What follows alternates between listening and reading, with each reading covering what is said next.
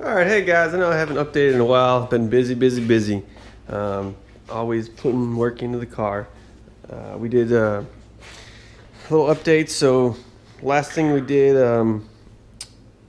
let's start off with, we were hitting the knock sensor every single time at 3,800 RPM, like clockwork. I even tried to see if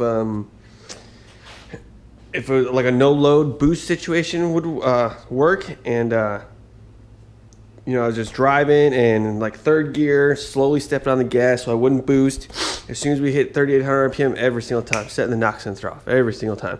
I swapped back the old ECU to see if maybe the motor was actually hitting knock, and as soon as I swapped back the old ECU, we never hit the knock full load. I didn't change anything else. I left the turbos on there. I didn't leave them hooked up, obviously.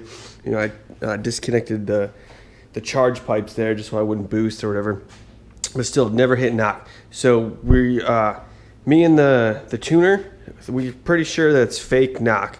I check the plugs almost every single time I make a pull, just to make sure that we're not actually detonating. So yeah, there's that. So we actually just turned off knock control and knock sensing, and I just keep checking the plugs every single time I make a pull just to make sure. It was a little less knock. I actually had the only time I wouldn't hit knock was I had to dumb the timing down all the way down to like 4 degrees of timing, which was horrible.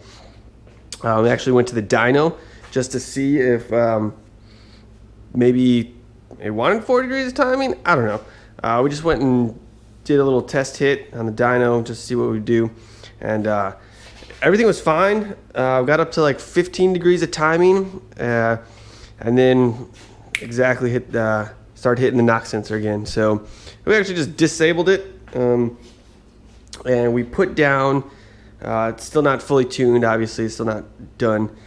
We put down 600 horsepower and 620 foot-pounds of torque at 5 pounds of boost, and then it bled down to about 3 pounds of boost in the upper RPM range. So there's still a lot to go, and that was after we turned the knock sensor off, that was at 17 degrees of timing, so they're still well within limits of pump gas.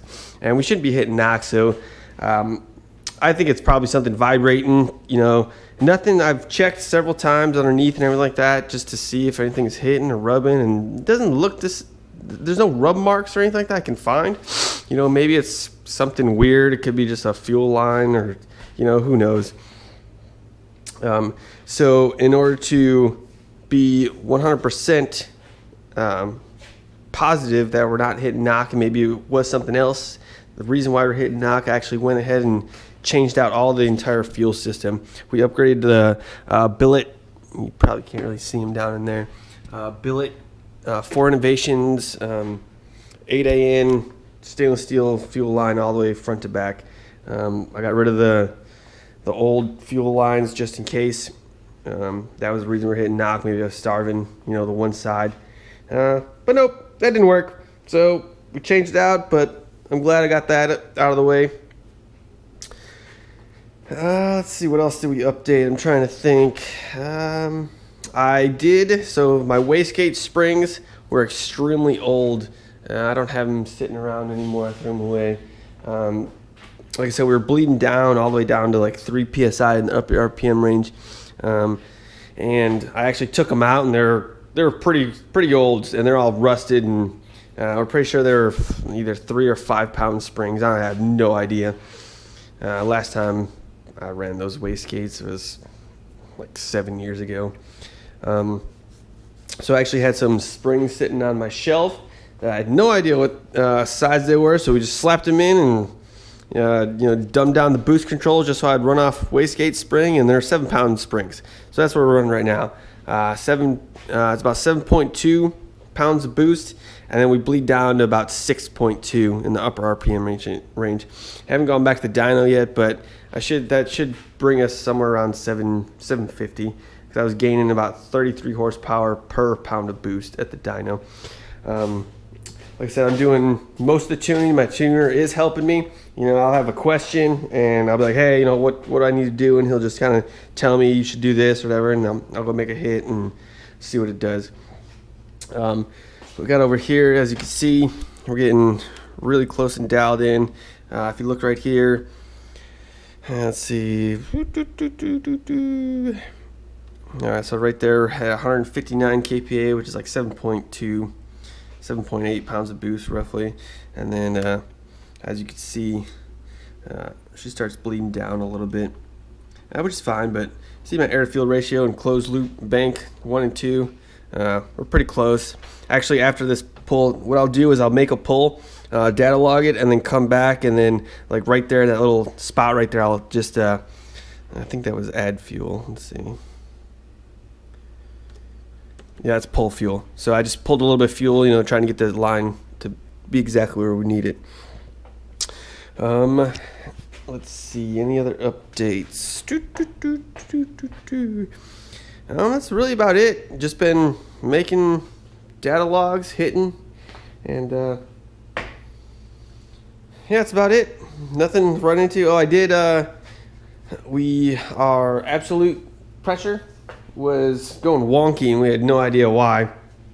And in the software, which is fine with me, it's actually linked to the stock map sensor down here, and it literally just pulls it straight from that map sensor. So every time I was boosting, the pressure would go crazy, and you know, obviously you want the ambient air pressure to be, you're driving up in the mountains or down below sea level or whatever it is, you want to be somewhat exact. So I actually just went and bought a $30 stock map sensor because I don't have anything to plug this hole up, and I don't want to, you know, just leave it open, obviously.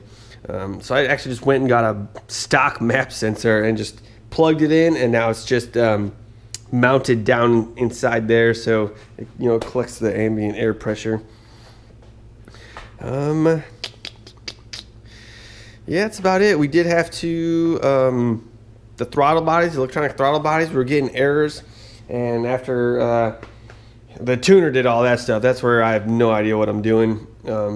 Basically, he did a lot of the setup, and now that it's set up, it's pretty easy. Like I said, to tune, you just dial in the numbers, you know. Like I said, I got over here, let's see. The car's not hooked up right now, but basically, you know, you got your fuel map, and usually I use this guy. This is the easier one for me. You know, just what I've been doing is like right there, right in that little spot right there at 5,500 RPM at 143 kPa. I'll find it over here, 5,500 RPM, which is pulling in between these two blocks at 140 kPa, which is going to be somewhere in these 4 blocks. So right there, you know, just lower the number. That's all you got to do. Lower the number, and then that little line will come in, and that's it. It's pretty easy. I did set up the 2-step. We still haven't did launch control. My tuner's going to do that because I have no idea. You know, I don't really want to mess with any of that. I'll have him set it up, and then I'll fiddle with it because I do a lot of racing and everything like that. And I do want to learn how to, you know, set up the traction control. You know, maybe different track needs something else. You know, you can pay somebody all you want, but in the end, if you're going to actually keep racing and doing stuff, you're going to have to keep paying them. So I just want to be able to learn to do it. You know, I'd rather be able to do it because yeah, I got races dang near almost every week. You know, whether going to the drag strip or going to the road track or doing a lot of auto crossing. You just got to, you know, whatever the car wants and the track needs. You can't be calling your tuner every single time and, hey, what do I need to do? You know, you're going to have to learn this stuff. So far it's been pretty easy. I did another update because we were hitting, like I said, we were hitting the knock, which possibly is knock, maybe not knock, we don't know yet. I did install water meth. We got the hard lines all plumbed in. I've yet to spray it. I'll probably activate it at like 5 pounds of boost with like 25. I'll have it turn on and probably spray just a little bit just to be safe. I'd rather be safe than sorry. I did bore scope the cylinders too, just to see if there's anything crazy going on in there when we're hitting the knock, and everything looks fine. Like I don't think we're actually hitting knock. So yeah, so we set up the two-step. Right now, the most I've gone is like 3,500 RPM, and since the wastegates are 7 psi, we hit 7 psi. You know, let them spool up and everything like that, which I'll post a video up here spitting some fireballs. I did a two-step launch a little while ago, and it was pretty good.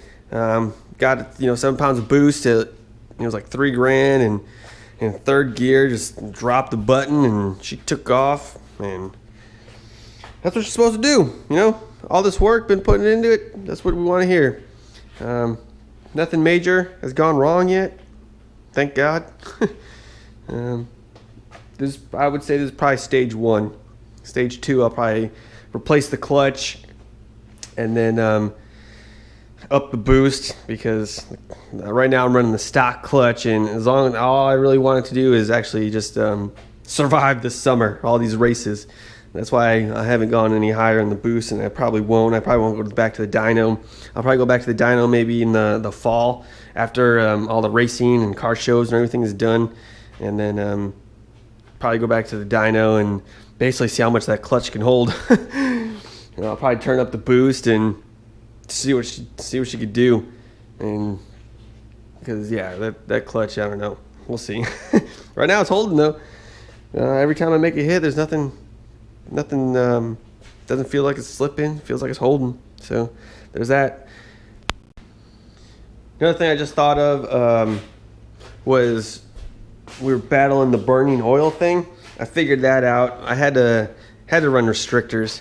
I used the bare minimum, the very first restrictor that Precision doesn't recommend but says you can use. I also upgraded the drains underneath to 10 AN stainless steel braided lines just to make sure. But oil pressure is fine, and I checked the shaft planer like that to make sure that the turbos aren't getting messed up or anything like that, and so far everything's been fine. Well guys, that's about it. If there's anything you guys want to know, just shoot me a message or whatever, and I'll get the best advice I can give you. And whether it is you want like a picture, or you want me to like jack the car up and show you underneath or anything like that, like I don't mind, I don't care. I work on this thing almost every day, so yeah, if you guys got any questions or anything like that, shoot me an email, shoot me a message, and like I said, I'll get whatever pictures, whatever it is you need. I know it's really hard to find stuff on the interwebs about these turbo Viper. You can't even see where the air filter is or how they do that or anything like that, and kind of just been doing my own thing, So yeah, just shoot me a message or anything like that. You guys have a good time.